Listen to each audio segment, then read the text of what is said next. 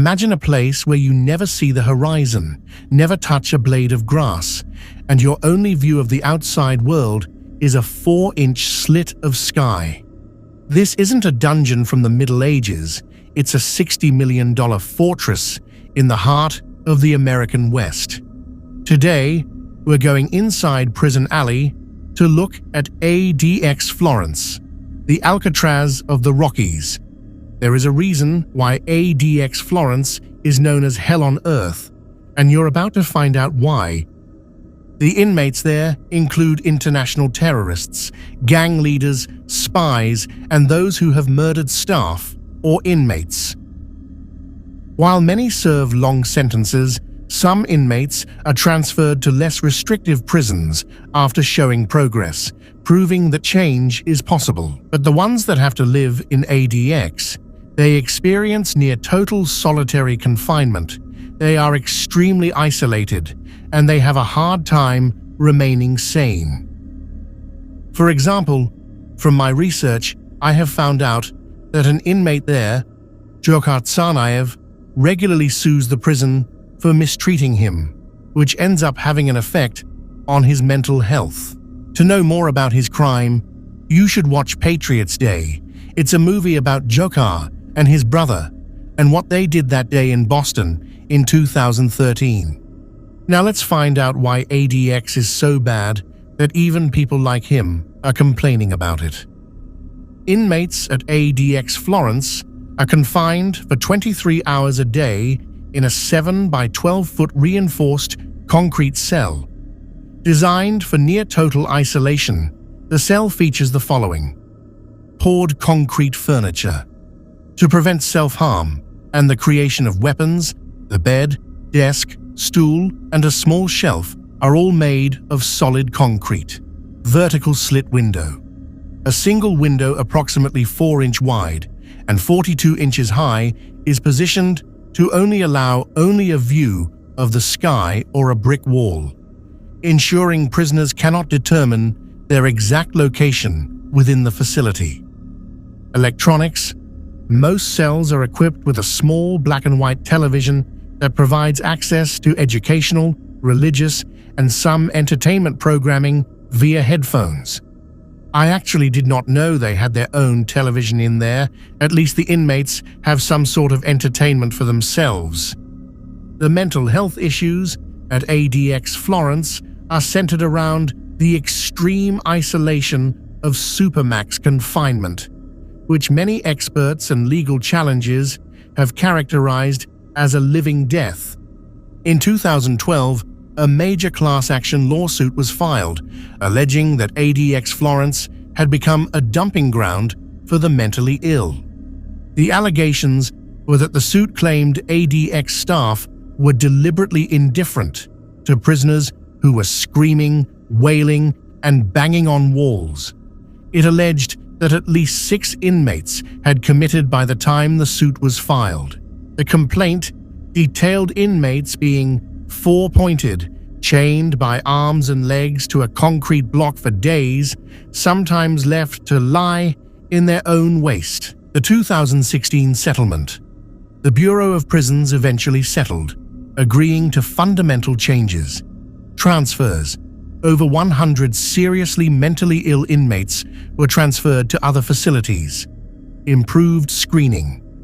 Staff must now conduct more rigorous mental health evaluations for incoming prisoners. Medication. A previous ban on psychotropic medication in certain units was lifted. Inmates have virtually no social or environmental stimulation, which leads to insomnia, hallucinations, and full-blown psychosis. Many inmates reported a perceived loss of self, where they became hypersensitive to small sounds like doors slamming, and felt the institution had completely taken over their identity. Beyond suicide, inmates have been documented performing extreme self-mutilation, including swallowing razor blades and cutting off body parts, often as a desperate response to the isolation. In the airtight environment of ADX Florence, hunger strikes are more than just a refusal of food. They are a strategic weaponization of the body. For inmates stripped of all other forms of agency, starvation becomes the only remaining way to exert power or demand basic human dignity, such as the right to a single phone call or a window they can actually see through. In the ultra-secure H unit, hunger strikes are born and die in total silence. Because prisoners there are under special administrative measures, SAMs, their families and lawyers can be criminally prosecuted just for repeating what an inmate tells them. This creates a legal wall that prevents the public from ever knowing when a massive protest is happening. Mohammed Salame, one of the 1993 World Trade Center bombers, spent 11 years in the H unit and reportedly went on 8 hunger strikes, totaling 428 days. He claimed to have been force-fed nearly 200 times, often for protesting conditions that were so isolating they led to what he described as a living death. When an inmate's health begins to fail, the Bureau of Prisons, BOP, initiates a force-feeding protocol that many medical experts and human rights organizations consider a form of torture. The process often involves a 6-point restraint chair where the inmate is strapped down by their head, torso, arms, and legs. Guards in riot gear hold the inmate's head still while a physician's assistant slides a lubricated nasogastric tube through the nose and down into the stomach. Salame recounted one brutal session where he was forced to ingest 16 cartons of liquid supplement at once, causing him to vomit repeatedly as the guards continued the procedure. Even today, high-profile inmates continue to use this method to fight the system. In late 2024, the notorious cleric Abu Hamza al-Masri reportedly launched a hunger strike to protest being moved back to a cell he claimed violated a previous warden's order. Hamza, who has multiple disabilities, including missing hands, has spent years in ADX fighting for his release on compassionate grounds, claiming he can no longer even hold a toothbrush. His ongoing protest highlights the ultimate reality of ADX. Even for those the world has deemed monsters, the hunger strike remains the last desperate way to prove they are still human beings with a will. The most restricted area is the H unit, also known as the Special Security Unit. This is where the government puts people under special administrative measures, SAMs, like terrorists such as the Boston bomber. The goal here isn't just physical locking away, it's a total communication blackout. These inmates are forbidden from talking to other prisoners, and their mail and phone calls are strictly limited to a tiny list of pre-approved people. Every word they say is monitored by the FBI, and if they try to use code, their privileges are cut instantly. In this unit, the cells often don't even have showers, so the inmates have to be shackled and led to a separate stall by a team of guards just to wash. Then there is the control unit, which is effectively a behavior modification lab. This unit is for the high-frequency troublemakers, men who have killed other inmates or attacked guards at other prisons. To get out of the control unit, an inmate has to complete a 6-year program of clear conduct. They spend 23 hours a day in a 7 by 12-foot concrete box. Their 1 hour of recreation is spent alone in a fenced outdoor cage called a dog run. If they go years without a single argument or rule break, they might move to a step-down unit. But a single mistake, like talking too loud, can reset their 6-year clock to 0. For the most dangerous individuals in the world, there is Range 13. This is a tiny 4-cell wing buried inside the Special Housing Unit, SHU. It is the most isolated place in the entire federal system. It has held people like El Chapo Guzman, and the 1993 World Trade Center bomber, Ramzi Youssef. The security here is so tight that the cells are sometimes soundproofed to prevent even a shout from reaching the hallway. In Range 13, a human being can go weeks without seeing another face besides a guard peering through a slot. Finally, you have the general population, Gen Pop, and the step-down units. Even in Gen Pop, community doesn't exist. Inmates still eat, sleep, and live alone. The only difference is they might have a small black and white TV. The step-down units, like J Unit, are the only exit from ADX. Here, inmates are slowly reintroduced to seeing other humans. They might be allowed into a small room with 2 other inmates for an hour, but they are often still tethered or separated by bars. This is the final test. If they can handle being near people without getting violent, they are eventually transferred out to a regular, high-security prison. The physical world of an ADX inmate is governed by a strict inventory that reduces a human life to a single cardboard box.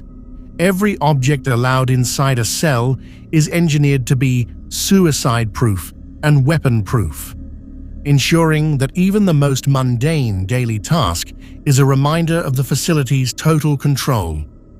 For example, a standard toothbrush is considered a security risk because the hard plastic can be melted and sharpened into a shank. Instead, inmates are issued a flexible security toothbrush, which is only 3 to 4 inches long and made of a rubbery material that bends 90 degrees. It is virtually impossible to sharpen, meaning the simple act of brushing one's teeth becomes a clumsy, difficult reminder of the prison's distrust. Possessions are limited to the bare essentials to prevent clutter that could hide contraband or be used to start a fire. An inmate is typically allowed 5 books or magazines and exactly 15 photographs of loved ones. These photos are often the most precious items in the cell, serving as the only splash of color in a gray concrete world. Writing is also heavily restricted. While they can have paper, they are often denied a full pen. Instead, they are given a flexible pen filler, just the ink tube itself, which is difficult to grip and almost impossible to turn into a stabbing weapon. This ensures that even their legal battles and letters home are physically taxing to produce. In this vacuum of ownership, a grey market economy has formed around postage stamps. Since cash is strictly forbidden, stamps have become the unofficial currency of the prison. Inmates use them to pay for favors, such as another prisoner helping with a legal brief or trading for a snack from the commissary. The Bureau of Prisons allows a maximum of 60 stamps per person, and because they are so rare, they are treated with the same intensity as gold. A single book of stamps can be the difference between having a small comfort or having nothing at all, creating a silent, high-stakes economic system that operates right under the guards' noses.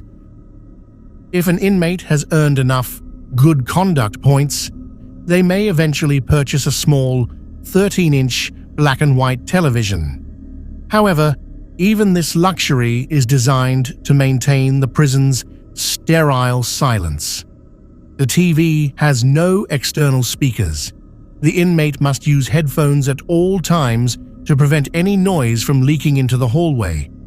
Every 2 to 3 months, when the mandatory cell rotation occurs, the inmate must pack this entire life: the flexible pen, the rubber toothbrush, the 15 photos, and the tiny TV into a single bag. If they have even one unauthorized item, like an extra stamp or a sharpened piece of plastic, they are stripped of their privileges and sent back to the most restrictive level of isolation. When a human being is placed in a silent concrete box for 23 hours a day, the mind begins to crave any kind of stimulus. Inmates at ADX don't just sit there. They develop intense, almost ritualistic ways to fill the 86,400 seconds of every single day. Since the floor space is only about 75 square feet, physical movement is a challenge. Many inmates become obsessed with shadow stepping. They walk a constant, repetitive circuit, 2 steps to the toilet, a pivot, 3 steps to the door, a pivot, and back to the concrete bed. They might do this for 5 or 6 hours a day, effectively walking a marathon within the confines of a space the size of a walk-in wardrobe. Along with this, cell bodybuilding is common. Because they have no weights, they use their own body weight to perform thousands of repetitions of burpees, mountain climbers, and diamond push-ups. This isn't just for fitness. It is a way to exhaust the body so completely that they can actually fall asleep despite the constant 24-hour low-level lighting and the hum of the ventilation system. For the more intellectual inmates, the domestic terrorists, or high-level cartel bosses, the concrete desk becomes their battlefield. They spend the vast majority of their waking hours engaged in obsessive writing. This includes writing hundreds of letters to pen pals, human rights organizations, and their legal teams. Some spend years teaching themselves the intricacies of constitutional law just so they can file pro se motions, acting as their own lawyer. This paper war is a psychological lifeline. It allows them to feel like they are still a participant in the outside world, fighting against the government that put them there. They treat every letter received like a sacred relic, reading and rereading the same page until the ink begins to fade from the oils on their fingertips.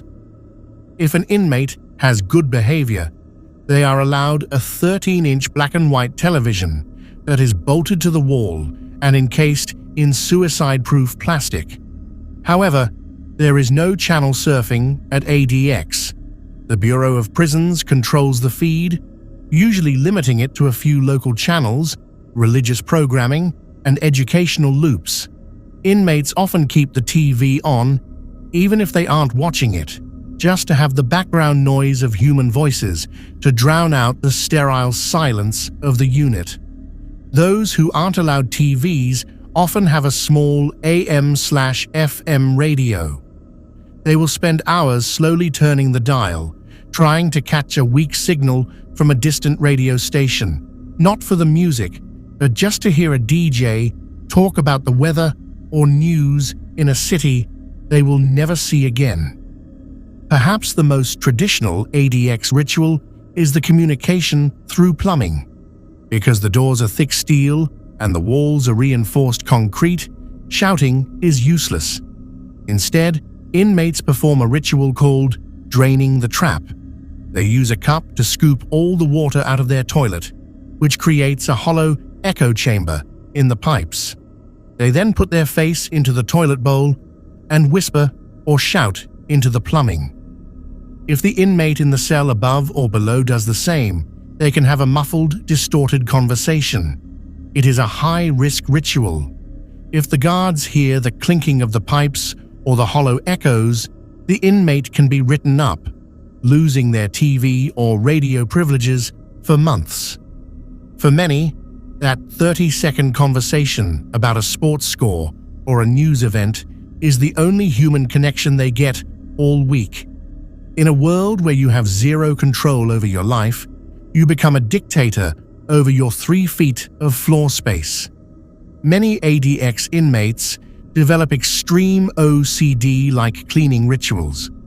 They will spend hours using their one small bar of soap and a scrap of cloth to scrub the stainless steel toilet until it shines like a mirror.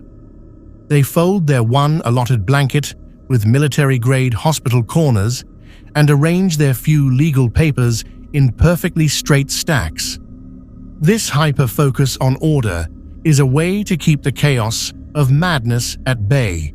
If their cell is perfectly ordered, they feel like their mind is still intact. ADX is famously known as the Alcatraz of the Rockies because it has had 0 successful escapes in its 30-year history. This is closed-circuit video from inside the prison showing Joaquin El Chapo Guzman in the final moments before he broke out. So he paced back and forth, you saw that, and then in his cell, and then he goes around where the toilet is, and you see the dramatic moment. There it is right there, where El Chapo disappears into the tunnel. There he is, now he's gone. At least 49 people have been questioned in connection with the escape in Mexico's Interior Ministry. Minister says he has fired the prison director, and other prison officials. Joaquin El Chapo Guzman, who escaped twice from Mexican prison, is now at ADX and is housed in a cell where even the floors are pressure-sensitive and motion detectors are everywhere. The architecture is designed so inmates never know their physical location within the facility, making it impossible to map out an exit. Some inmates are under SAMs, which ban them from speaking to journalists, limit mail to vetted family only, and even restrict private talks with their own lawyers. These measures are so extreme that UK courts have refused to extradite high-profile figures like Julian Assange to the US, fearing the conditions would lead to suicide. If you were a guard at ADX Florence, your workday would begin long before you reached a cell block. You would pass through multiple security checkpoints and steel airlocks, leaving the outside world behind for a silent, windowless fortress of concrete and steel. Your primary objective wouldn't just be supervision, it would be the total containment of individuals deemed too dangerous for any other prison on Earth. Every interaction you have with an inmate is governed by the no-contact rule. When you deliver a meal, you aren't opening a door. You are sliding a plastic tray through a narrow steel slot. If an inmate needs to leave their cell for their 1 hour of daily exercise, you never do it alone. You and at least 2 other officers would apply full irons, handcuffs, belly chains, and leg shackles before the cell door even slides open. The walk is your primary duty, but it's nothing like a standard patrol. In most prisons, you're managing a crowd. At ADX, you are managing a vacuum. As you move down the tier, you aren't just looking for trouble, you are looking for any sign of life in a place designed to neutralize it. You perform a head count multiple times a day, but because of the double door system, a set of inner bars and a solid outer steel door, you often have to wait for the electronic hum of the outer door sliding open just to see a silhouette. Your eyes are trained to look for the abnormal in an environment that never changes. You check the concrete seams of the walls for scratch marks. You look at the floor for fish lines, thin threads inmates try to braid from bedsheets to pass notes between cell slots. Even the smallest piece of paper is a security breach here.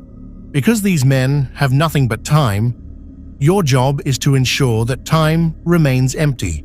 Then there is the control bubble.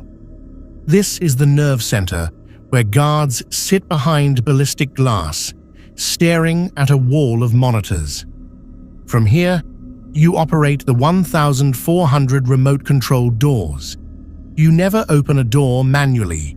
Every click of a switch is a calculated risk. If an inmate is being moved to recreation, which is just a larger concrete cage with a view of the sky through a grate, you are watching every camera angle, coordinating with the floor team via radio. There is no room for a bad day or a moment of distraction. But the hardest part of the job isn't the physical danger, it's the psychological weight.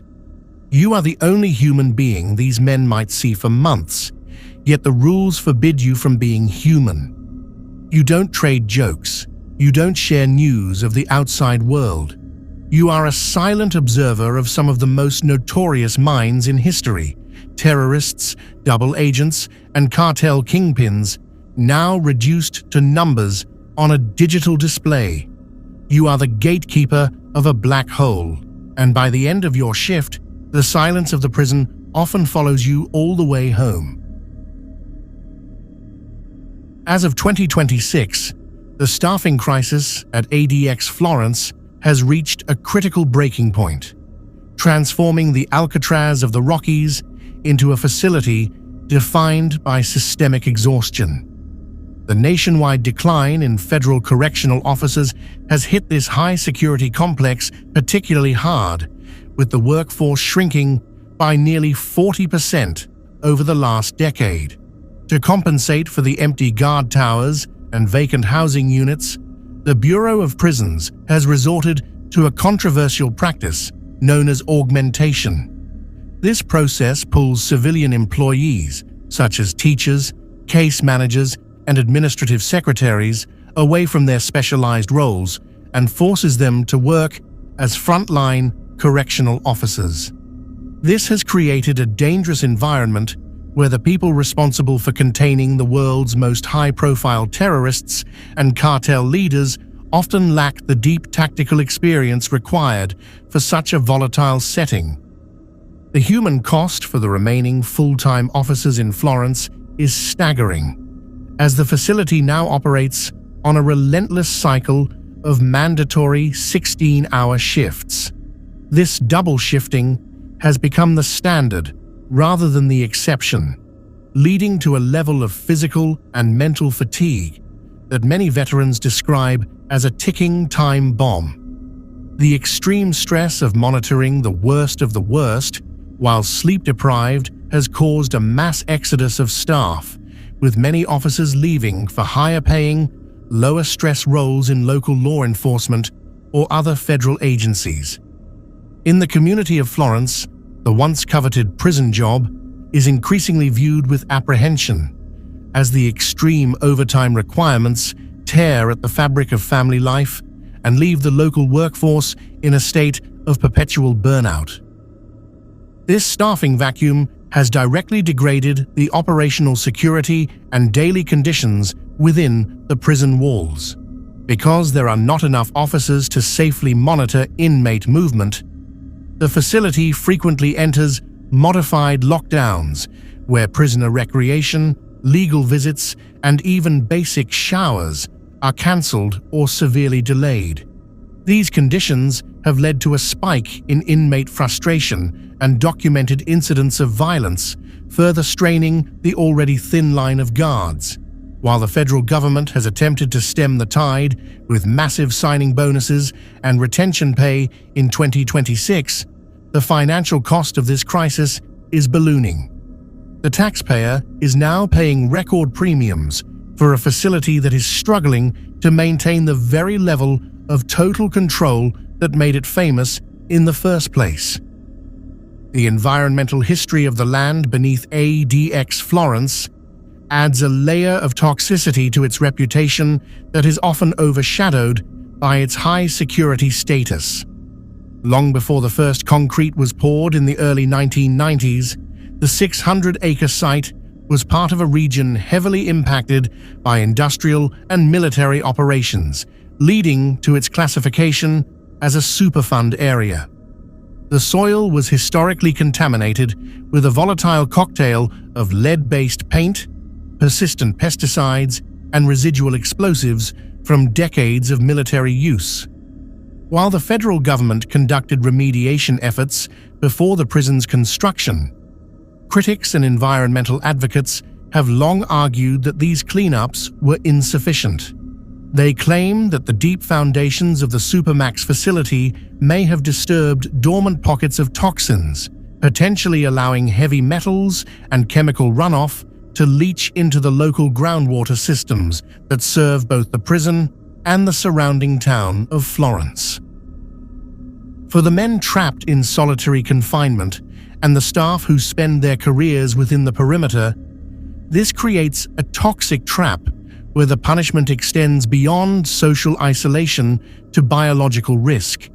Unlike the general public, prisoners at ADX have no choice in their water source or air quality, leading to legal arguments that housing inmates on contaminated land constitutes a form of cruel and unusual punishment. The psychological weight of this environment is compounded by the facility's geographic location within a 50-mile radius of nuclear-related sites, creating a persistent undercurrent of anxiety regarding long-term radiation exposure. This proximity to nuclear infrastructure, combined with the legacy of soil contamination, means that every breath and every glass of water taken behind the wire is viewed by some as a slow-acting extension of the inmates' sentences. This environmental reality has become a focal point for human rights litigation as of 2026, as aging infrastructure within the prison begins to fail. Reports of corroding pipes and discolored water in certain housing units have fueled a new wave of health concerns among the staff, who are already dealing with the extreme mental toll of the facility's high-stress atmosphere. Because the prison is built with massive amounts of reinforced concrete, traditional environmental monitoring is difficult and expensive, often leaving both the guards and the guarded in the dark about their actual exposure levels. In the community of Florence, this legacy is a source of quiet tension. While the town's economy depends on the prison's existence, the long-term health implications of living and working on a former military dumping ground remain a shadow that the community is hesitant to fully acknowledge. In the early 1990s, Florence was a town on the brink of collapse. The coal mines had dried up, and the local agriculture was failing, leaving the community with a choice: fade away or reinvent itself as a fortress. The residents' decision to crowdfund $160,000 to buy land for the federal government was a desperate, collective gamble on their own survival. Today, that gamble has created a recession-proof economy. The Federal Correctional Complex is the region's largest employer, providing nearly 1,000 stable, high-paying jobs in a place where they otherwise wouldn't exist. For the people of Florence, the prison isn't just a landmark of justice, it is the primary engine of their town's heartbeat, paying for the mortgages, the schools, and the local businesses that keep the community alive. The presence of ADX has transformed Florence into a modern-day company town, but one where the product is incarceration. This has created a unique social fabric where the line between the prison walls and the living room often blurs. Many families in the area have multiple generations working behind the wire, leading to a culture of hypervigilance that extends into their private lives.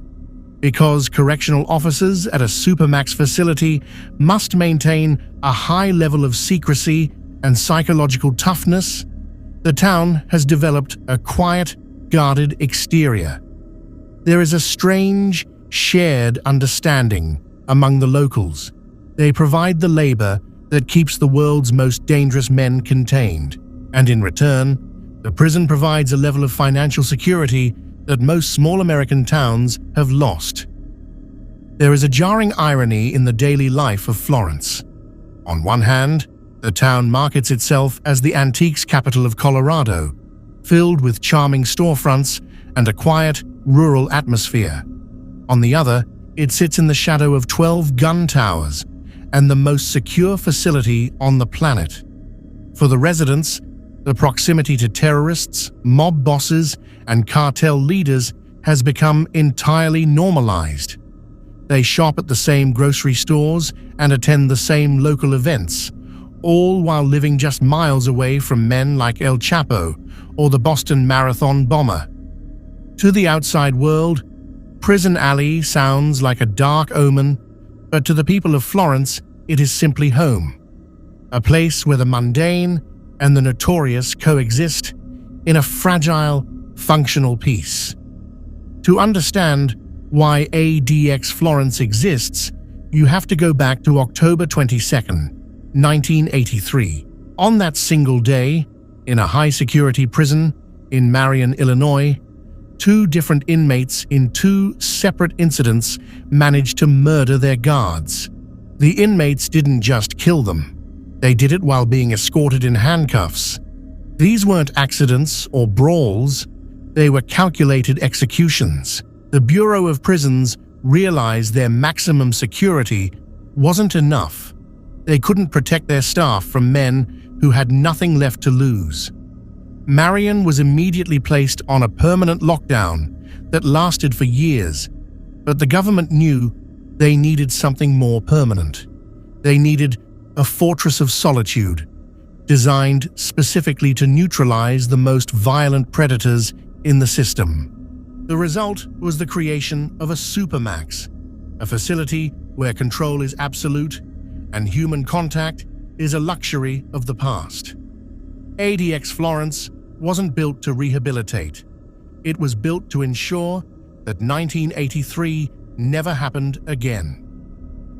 The 2005 murder of Manuel Torres remains one of the most significant security failures in the history of ADX Florence, as it shattered the illusion that total technological control could eliminate human violence. On April 21, 2005, Torres, a 64-year-old high-ranking leader of the Mexican mafia, was released into an outdoor recreation yard for his daily hour of exercise. Although the prison is famous for its isolation, this specific unit allowed for limited group interaction. Waiting for him in the yard were two other inmates, Silvestre Rivera and Richard Santiago, who were also high-level members of the same criminal organization. The attack that followed was not a quick or hidden incident. It was a prolonged, systematic execution that lasted for approximately 6 minutes in broad daylight. Because the facility is designed to be weapon-free, the two men used only their fists and feet to carry out the killing. Surveillance cameras recorded every second of the assault in high definition. In one of the most chilling details from the footage, one of the attackers actually paused mid-beating to take a drink of water from a yard fountain before returning to finish the job. The violence was so extreme that medical examiners later compared the victim's internal injuries to the trauma of a high-speed car crash or a fall from a 10-story building. Despite the fact that every inch of the yard was under constant surveillance, the response from the guards was fatally slow. A series of communication errors and rigid security protocols led to a disastrous delay. At the time, prison policy required a specific 3-to-1 ratio of guards to inmates before staff could safely enter a high-risk area. This meant that while the beating was happening in plain view on the monitors, officers were forced to wait for backup to assemble before they could intervene. By the time the required team reached the yard, nearly 20 minutes after the attack began, Torres was already dead. His injuries were so severe that staff members who had seen him every day for years could no longer recognize his face. The legal fallout from this event lasted for over a decade. While the killers argued they acted in self-defense to prevent a gang-ordered hit on their own lives, federal prosecutors proved it was a calculated execution. Both men eventually received life sentences to be served within the same fortress where they committed the crime. This single murder permanently changed the operational landscape of ADX Florence. It served as the final catalyst for the Bureau of Prisons to almost entirely abolish group recreation for high-security tiers. They replaced the open yards with the individual, cage-like recreation pens used today, ensuring that no two inmates could ever be in the same physical space without a steel barrier between them again. However, even these extreme measures haven't stopped the cycle of violence. As of April 2026, the facility is once again at the center of a major legal battle.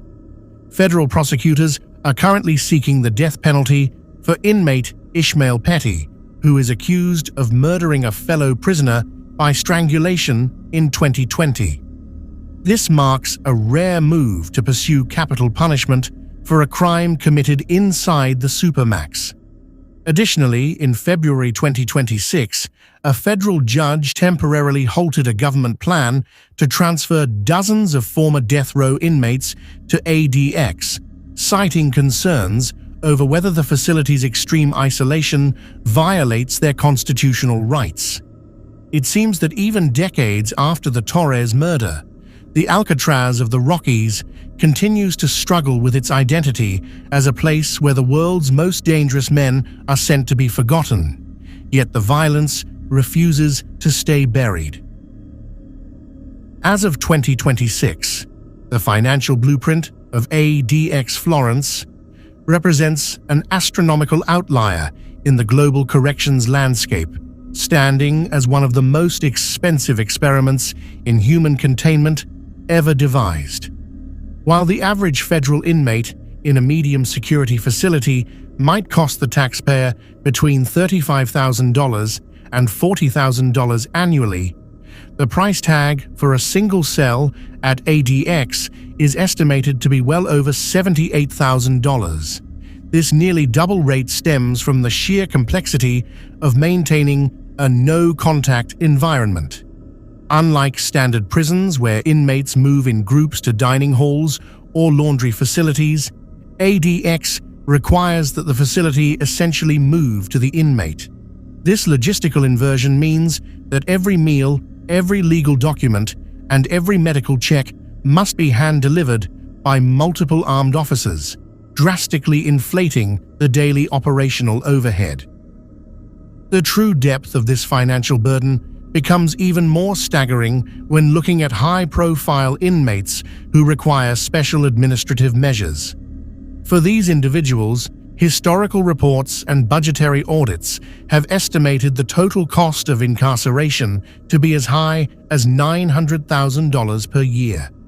This massive figure isn't just about food and housing. It covers the cost of intensive, 24-hour surveillance by elite tactical teams and the specialized technology required to monitor every whispered word or written letter. At ADX, the staff-to-inmate ratio is among the highest in the world, with roughly one staff member for every prisoner.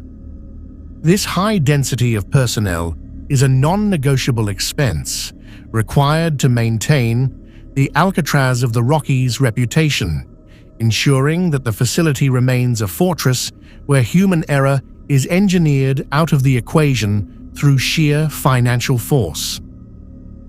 Beyond the individual cells, the aging infrastructure of the 49-acre complex requires constant, high-cost technical infusions to stay ahead of modern threats. As of 2026, maintaining the invisible barriers, the laser grids, pressure-sensitive flooring, and 1,000-plus remote-controlled steel doors requires a specialized team of technicians whose salaries add millions to the annual budget. Furthermore, because the prison was built with poured reinforced concrete to prevent tunneling or destruction, even minor plumbing or electrical repairs become major engineering projects. The federal government is essentially locked into a perpetual cycle of high-stakes maintenance, where the cost of keeping these men separated from society is seen as a necessary premium for national security, regardless of how high the bill climbs. For most inmates, the state-mandated isolation only ends when the Federal Bureau of Prisons, BOP, follows its strict post-mortem protocol. A medical officer confirms the death, and the next of kin are notified to claim the remains. While the BOP sometimes offers to help with funeral costs, many of the most notorious inmates are disowned by their families or have outlived everyone they knew. In these cases, the Supermax journey ends in an indigent burial. Rather than a dedicated prison graveyard on site, unclaimed remains are typically sent to local Colorado funeral homes for cremation or buried in simple, numbered plots in community cemeteries, where the most dangerous men in the world finally become anonymous statistics. However, many of the most high-profile deaths don't actually happen within the walls of ADX itself. When an inmate's health fails due to extreme age or terminal illness, like the Unabomber Ted Kaczynski, they are often transferred to a federal medical center, FMC, such as the one in Butner, North Carolina. After decades spent in a $60 million fortress designed to keep them from ever touching another human being, these individuals often spend their final moments in a hospital bed or are buried in the very soil of the society they tried to tear down. Ultimately, for the men entombed within the concrete silence of ADX Florence, the facility is designed so that the world only sees them again when their sentence of absolute isolation is finally traded for the permanent stillness of a body bag.